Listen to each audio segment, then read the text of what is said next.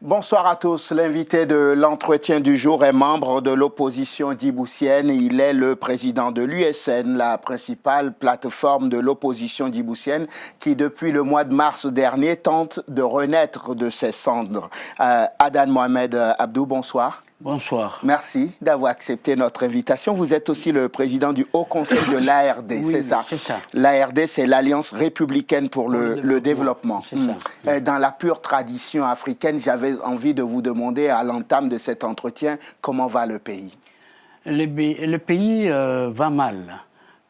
Parce que non seulement il fait très chaud, oui, mais sur le plan politique, c'est la décadence, c'est la dégradation, le pays va très mal. Ça, c'est un discours d'opposant qu'on entend à longueur d'année maintenant. Oui, mais c'est la réalité. Oui. Oui, c'est la réalité. Et cette réalité est palpable. Qui vient à Djibouti peut facilement voir comment va le pays. L'économie est en dégringolade. Le social, n'en parlons pas, le seuil de pauvreté est autour de 40% et le chômage aux alentours. Ce sont des chiffres de l'opposition? Non, c'est les chiffres officiels. C'est les chiffres officiels. Oui. Et le chômage aux alentours de 60 à 70%. Même dans le cadre officiel, on parle de ça.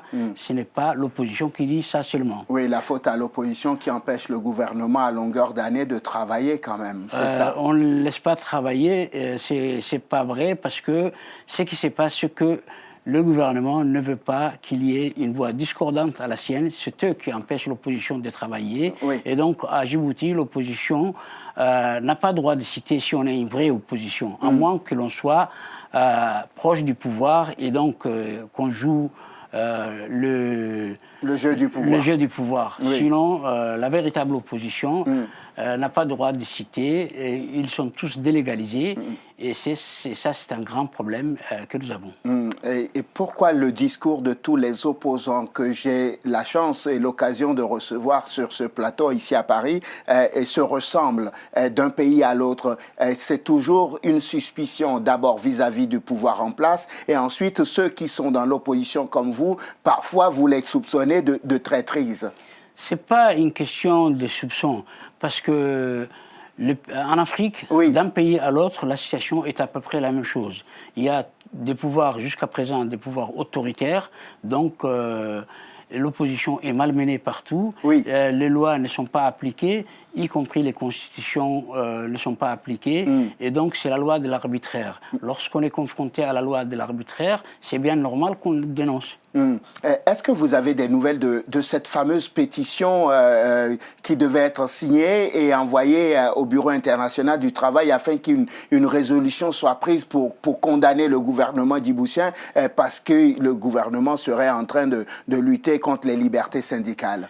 Cette pétition, nous l'avons lancée. Oui. Nous attendons qu'il y ait beaucoup de monde qui la signe. Et d'ailleurs, lorsqu'on a porté plainte à la commission de vérification des pouvoirs à l'OIT, oui, le BIT demande au gouvernement de Djibouti d'accepter une mission dans 2 mois à Djibouti, parce qu'à Djibouti, on n'accepte pas les missions qui viennent soit même des Nations Unies, oui, on n'accepte pas les missions qui viennent des organisations syndicales internationales, ça c'était connu, mais on n'accepte même pas les missions de l'OIT, et donc l'OIT est en train de leur dire il faut accepter cette mission, parce qu'aujourd'hui, non seulement nous, mais même à l'organisation, à l'OIT, oui, Djibouti vraiment est dans une situation difficile parce qu'elle ne paye pas ses cotisations. Ça fait depuis des décennies qu'elle n'a pas payé ses cotisations à l'OIT et ça fait depuis des décennies qu'elle n'accorde aucun regard aux résolutions et aux recommandations faites.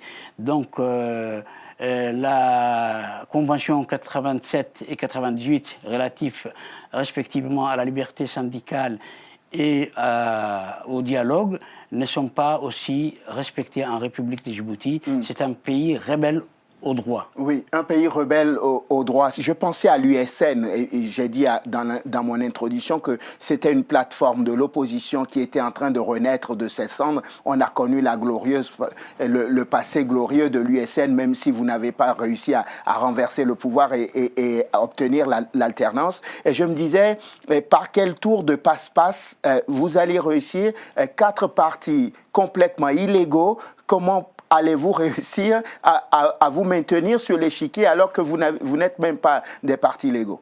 La situation n'est plus pareille qu'en 2013 où nous avions créé l'USN. Oui. Aujourd'hui, tous les partis sont illégaux, sauf ceux qui ont accepté d'être sponsorisés par les pouvoirs. Sponsorisés, vous dites. C'est-à-dire sponsorisés et d'être aux côtés de la majorité. Tous les autres partis ne sont pas légaux et ce n'est pas la légalité qui va nous empêcher de travailler, mais c'est la répression plutôt. Et donc, ce que nous voulons faire, c'est faire la renaissance de l'USN et faire en sorte que devant le pouvoir, il y ait une force qui puisse faire le travail de l'opposition. Parce que depuis 2016, où l'USN avait éclaté, il y avait un vide. Chaque parti était dans son coin, mais ce n'est pas suffisant. Il faut une unité de l'opposition.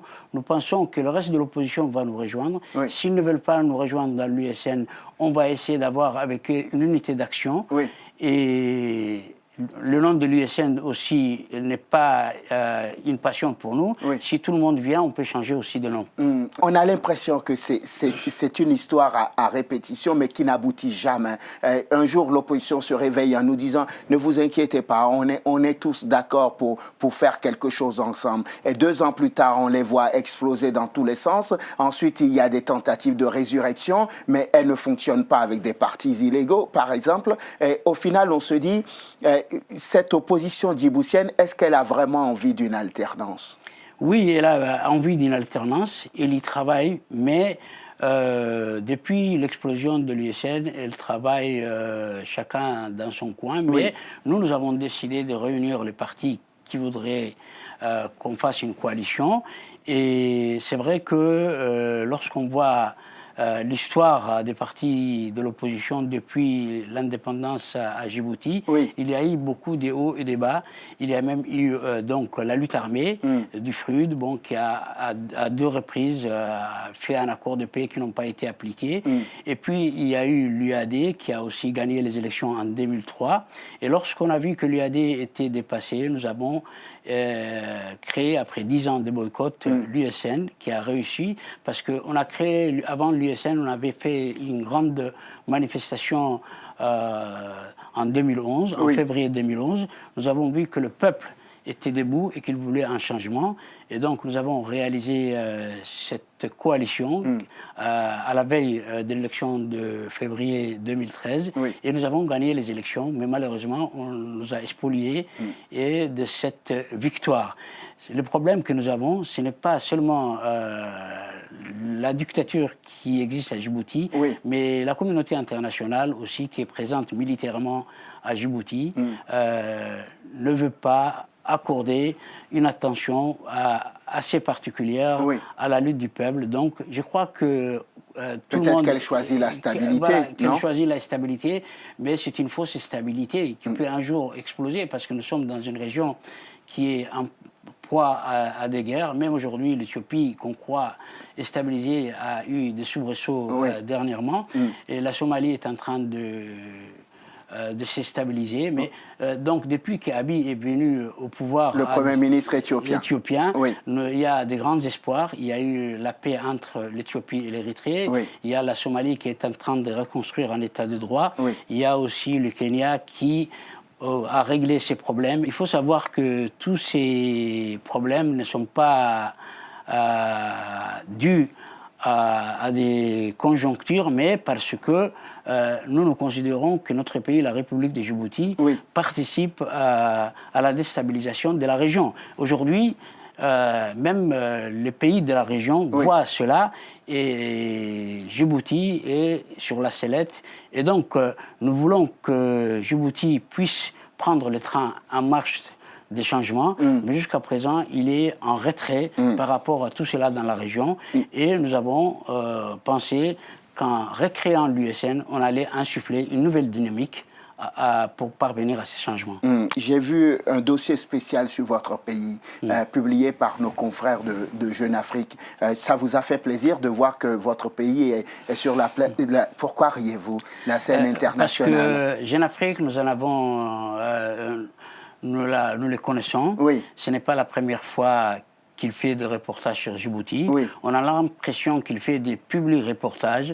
Ce n'est pas un reportage journalistique. Oui. Il parle de l'opposition sans avoir vu l'opposition. Oui. Lorsqu'ils arrivent à Djibouti, ils ne sont qu'à la présidence et pas à côté. Ils ne regardent ni à gauche ni à droite, tout droit à la présidence. Et là, des questions qu'ils amènent et les réponses qu'on leur donne, avec ça, et sur l'opposition, ils prennent les avis de la majorité et c'est tout. Et vous êtes jaloux parce que vous n'êtes pas dans ce dossier spécial, c'est pour ça l'opposition, je veux dire, l'opposition djiboutienne est jalouse parce que c'est le président Ismaël Omar Guelleh qui est à la une. Parce qu'il y met peut-être le prix. Nous n'avons rien à leur remettre. Donc, et c'est pourquoi on dit que c'est un public reportage. À chaque fois qu'ils arrivent à Djibouti, ils font plusieurs pages sur Djibouti. Oui.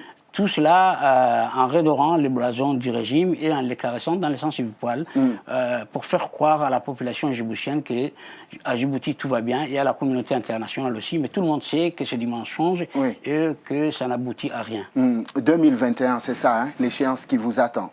Oui, 2021, c'est l'échéance présidentielle. Avant cela, nous voulons qu'il y ait quand même des changements. Oui. Et c'est pour cela qu'on demande qu'il y ait une transition avant cela, une transition politique avec ou sans le président, parce que la majorité de l'opposition que nous sommes, nous voulons que ce soit sans le président de la République, et nous voulons, s'il y a dialogue aussi avec une tierce partie, parce que le dialogue qu'on a fait directement avec M. Guelleh et son gouvernement n'a jamais abouti, ça fait depuis les années 92 que tous les accords qu'on fait sont aux oubliettes et aux calendes grecques. Donc nous voulons une garantie et nous n'allons pas négocier avec lui, mais nous demandons une transition politique pour mettre en place une CENI indépendante, donc un cadre démocratique pour qu'il puisse y avoir des élections honnêtes, transparentes et libres. Vous croyez au Père Noël encore, c'est ça? Vous savez, dans la vie, il faut toujours être optimiste. Le pessimisme ne mène à rien, sinon qu'à la détresse. Et donc, vous vous dites que c'est encore possible, ça, avant 2021, d'obtenir d'abord un dialogue avec au moins, on va dire, la communauté internationale comme garante de ce dialogue entre le pouvoir et l'opposition, la mise en place d'une commission électorale nationale indépendante, par exemple, et des institutions fiables. C'est possible en l'espace de 2 ans? Vous savez, dans le pays où il y a eu des révolutions, par exemple dans le monde arabe, le printemps arabe, il y a eu des révolutions, il y a eu des manifestations en Éthiopie, les changements est toujours revenu du peuple. Et les partis politiques qui sont de l'opposition sont en train de l'accompagner partout. Il y a le peuple qui s'est révolté aussi au Soudan. Et chaque fois qu'il y a une telle révolution, on essaie de leur prendre la vedette. Au Soudan, c'est l'armée. Et en Égypte, ça a été l'armée. Mais nous pensons que Djibouti, c'est un pays qui a une culture quand même de manifestation, qui a été, avant l'indépendance, déjà habitué aux élections démocratiques, même s'il y avait eu toujours des fraudes massives à l'époque coloniale, et ça continue toujours. Mais nous ne sommes pas aussi pessimistes que ça. Nous croyons en notre peuple, et nous savons que notre peuple en a marre du régime qui prévaut jusqu'à présent. On va conclure notre entretien parce qu'on arrive malheureusement au thème de ces 15 minutes. Juste une dernière question. Est-ce que l'USN, quoi qu'il arrive, aura un candidat à la présidentielle en 2021, et si tant est que vous êtes enfin légalisé?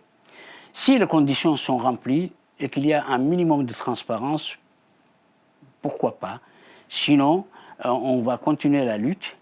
Et vous savez que si la lutte pacifique n'aboutit pas, il se peut que Djibouti, la majeure partie des gens, s'avance vers l'option militaire. Pourquoi pas avec Kadhafi?